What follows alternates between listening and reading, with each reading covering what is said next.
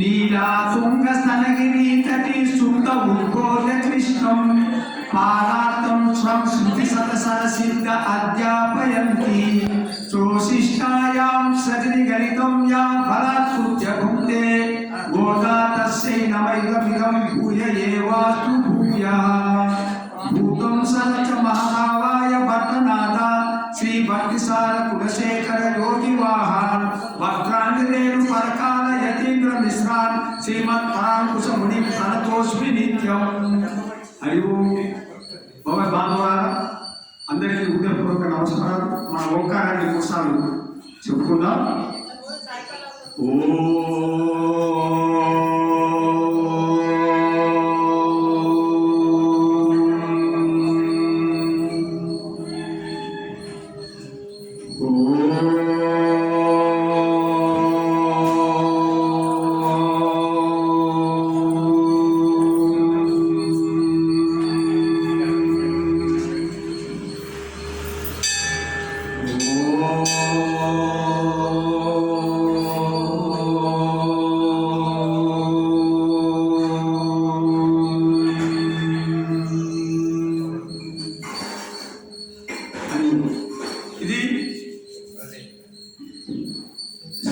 ఈరోజు సాత్తుమరేలో 29వ పాసనం.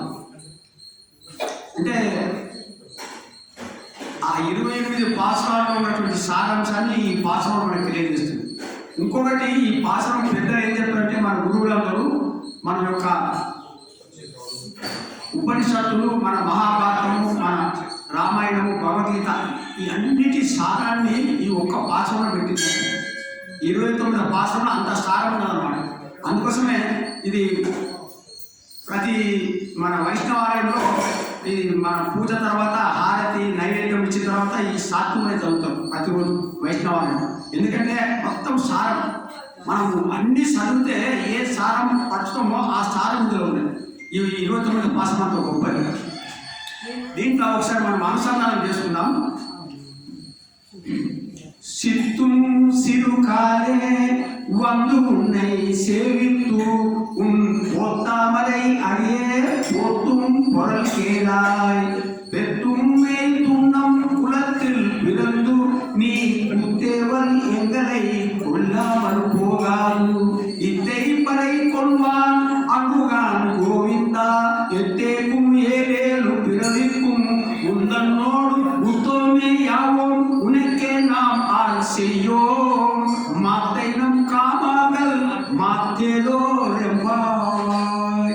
ఇది ఈ పాసంలో గొప్పతనం ఏంటంటే, మనకు పరమాత్మనే ఉపాయం ఆయననే, ఉపయోగం ఆయననే. ఈ పదాలు వాడతారు ఆధ్యాత్మిక మార్గంలో. అంటే మనం పరమాత్మ దగ్గర కొనికి ఒక ఉపాయం కావాలి. ఆ ఉపాయం కూడా పరమాత్మనే, పొందుతో కూడా పరమాత్మనే. వేరే ఉపాయం ఉండకూడదు అనమాట. ఏది ఈ గోదాదేవి చెప్పేటువంటి ఈ చివరి ఇది అనమాట. అంటే కైంకర్యం. అమ్మవారు ఏం చెప్పుకుంటూ వచ్చిందో మొదటి నుంచి నీరాడ భోజనం అంటే స్నానం చేయాలి. ఇది భగవంతుడి నుంచి ఉపాయం వేరే అవుతుంది. అంటే స్నానం చేస్తున్నాం, ఇంకా పరమాత్మ దగ్గర కూడా స్నానం. ఇక్కడ స్నానం అంటే ఏం చెప్పాలి, ఏమనుకోవాలంటే భగవంతుని గుణాలలో మనం మునగడం. అంటే భగవంతుని గుణాలలో మునగడం స్నానం. అంటే ఏమన్నట్టుంది అర్థము అంటే నిరంతరము భగవంతుని గుణాలు, ఆయన నామాలు మనం కీర్తన చేస్తున్నాం అన్నమాట. అది మునగడం. స్నానం చేయడం చాలా ముఖ్యము, కానీ గుణాలను మనం అందులో ఉండడం అన్నమాట. అంటే మన మనసులో ఆయన గుణాలు ఉండడం, ఇది మనకు కావాల్సింది. ఇది స్నానం. అందుకోసమే ఇక్కడ ఉపాయము ఆయననే, ఉపాయం ఆయననే. అంటే పరమాత్మని పొందడానికి వేరే ఉపాయం కాదు, ఆయననే ఉపాయం. ఆయననే ఉపయోగపడి పొందబడిన వాడు కూడా ఆయననే అన్నమాట. దానికి ఏమంటారంటే, అందుకోసము ఈ ఉపయోగం ఎవరైతే ఈ మార్గం పోతారో, ఒక మంచి సత్కర్మ చేసిన, మనకు జ్ఞానం ఉన్నా భక్తి ఉన్నా కూడా దాన్ని అది నాకు ఉన్నదనే స్థలం కూడా మనకు ఉండదంట. ఎవరికి ఈ కైంకర్యం ఎవరైతే చేద్దాం అనుకుంటారో, భగవంతుని కైంకర్యం. భగవంతుని కైంకర్యం అంటే భగవంతునికి దగ్గర ఉండి మేము సేవ చేయాలని అనుకున్నటువంటి ఈ దశ ఉన్న వాళ్ళు, మేము మంచి పని చేస్తున్నాము, మా దగ్గర భక్తి ఉన్నది, మా దగ్గర జ్ఞానం ఉన్నది అనే ఆ తలంపు, ఆ రుచి కూడా ఉండకుండా ఉంటారన్నమాట. ఆ రుచి ఉన్నదన్నా కూడా అది అపవిత్రత అన్న అట్లా చెబుతారు పెద్దలు. అంటే నేను ఇది చేస్తున్నా అని కాదన్నమాట. ఓ స్వామి, నీవే నీ కొరకు నా చేత నీ సంతోషం కొరకు చేయించుకుంటాను. ఇది అమ్మవారు చేసిన పని. గోదావరి ఏమంటారంటే నీవే నీ కొరకే నా చేత నీ సంతోషం కోసం చేయించుకుంటున్నాం. ఈ సంతోషము మేము వచ్చి ఇంత ఉదయం లేచి ఇంత పూజలు చేస్తూ నీ యొక్క నామాన్ని పాడుతూ చేస్తున్నామే, అది నీ సంతోషం గురించి, మా సంతోషం గురించి కాదు. అయితే పరమాత్మ ఏంటిది ఏమంటాడు, అది దీని యొక్క సారాన్ని పట్టుకోవాలన్నమాట. ఇది పట్టుకొని మనం పోవాలన్నమాట. అంటే మనము పరమాత్మకి ఏది చేసినా ఆయన సంతోషం కోసమే కానీ మనం ఒక పెద్ద కోరికల చిట్టా రాసుకొని స్వామి నాకు ఇది కావాలా, స్వామి నాకు అది కావాలా అని అనకూడదు అంటుంది అన్నమాట గోదావరి. ఇది ఈ పాసంలో మెయిన్. ఆయన కైంకర్యం చేస్తుంది. ఆ కైంకర్యం ఎట్లా, మేము దాసులు, ఆయన స్వామికి మనం దాసులు అన్నప్పుడు ఈ దాసుడు ఎట్లుంటాడు జనరల్గా, దాసుడు అన్నవాడు స్వామికి అనుగుణంగా పనిచేయాలి. స్వామి ఏది చెప్తే అది చేయాలి. అక్కడ ఉండమంటే అక్కడ ఉండాలి, ఇది చేయమంటే అది చేయాలి. నా సంతోషం గురించి కాదు, ఆయన సంతోషం గురించి చేయాలి. ఇది గోదాదేవి. ఇది ఇక్కడ మనకు చెప్తుంది. ఏమంటుంది ఇప్పుడు, సిత్తుం సిరుకాలే వందు ఉన్నై సేవిత్తు అని.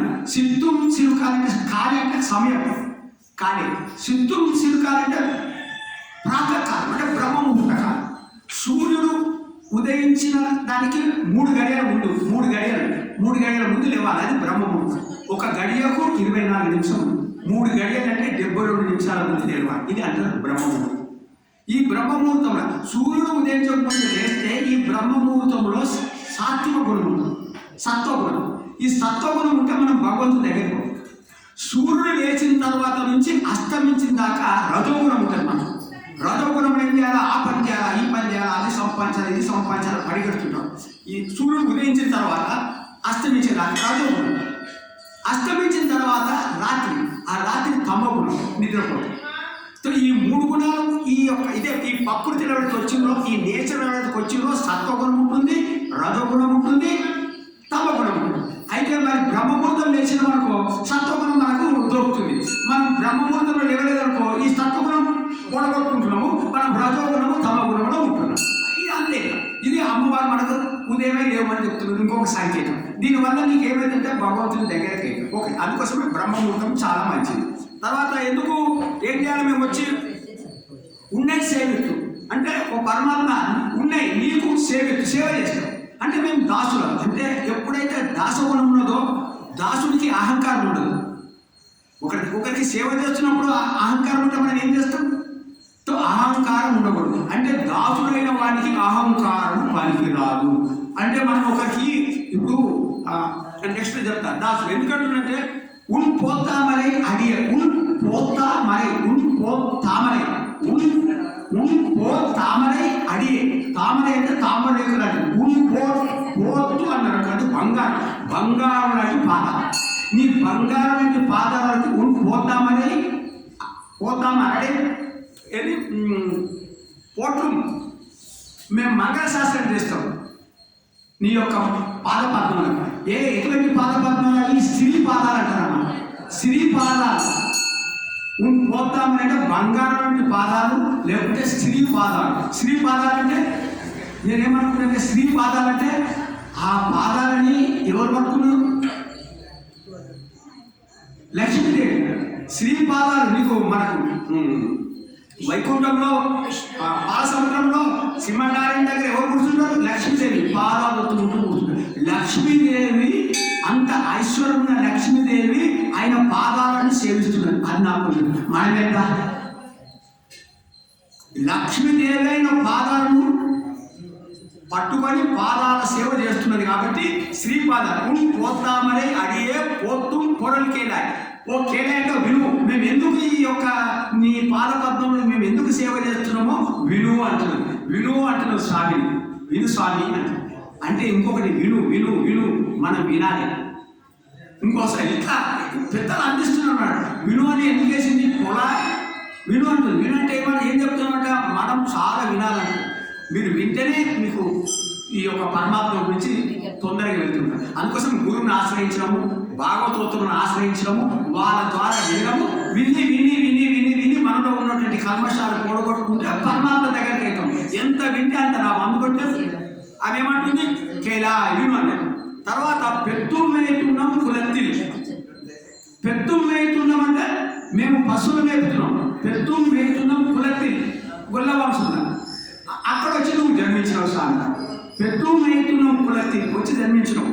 పెద్దు మైతునం కులత్తిలు పిరందు నీ కుత్తేవల్ ఎంగలై కొల్లావల్ పోగా. నీ కుత్తేవల్ నీ యొక్క కుత్తేవల్ అంటే అంతరంగిక సేవలు. కుత్తేవల్ అంటే అంతరంగిక సేవలు. నీ కుత్తేవల్ కొల్లామల్ పోగా.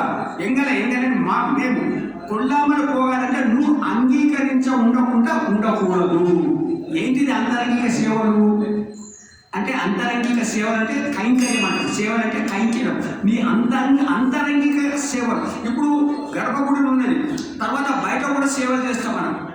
బయట గుడిని కల్లాపు చదవడము, ముగ్గులు వేయడము, భగవంతుని ఎక్కడ ఇది చేయడము, కొన్ని పనులు చేయడం బాహ్యంగా సేవలు. అంతరంగిక సేవలు అంటే స్వామి ఇంట్లో ఆయన వచ్చినప్పుడు ఆయనకు తులసిమాల వేయడం, ఆయన బయటకు వస్తే నీళ్లు కాళ్ళకు అందియడము, ఆయన కూర్చున్నప్పుడు బిందామనం వేయడము, ఆయన తాంబూలు అందియడము, ఇలాంటి పనులు మేము చేస్తాం. ఇది అంతరంగిక సేవ. దీన్ని మేము చేస్తే ఒప్పుకోవాలి. ఒప్పుకోకుండా ఉండకూడదు. నీ కుత్తేవల్ ఎంగలంటే మేము కొల్లామని పోగాలి. అందరినీ అంగీకరించ ఉండకుండా ఉండకూడదు. అంటే నువ్వు అంగీకరించాలి మా సేవలు, అంతరంగిక సేవలు. దానికి ఇద్దై పరే కొల్వాన్ అండుగా. ఇద్దై పరే ఇప్పటిదాకా పరే కావాలన్నాం కదా, అండుగా మా పొద్దు స్వామి అంటున్నది.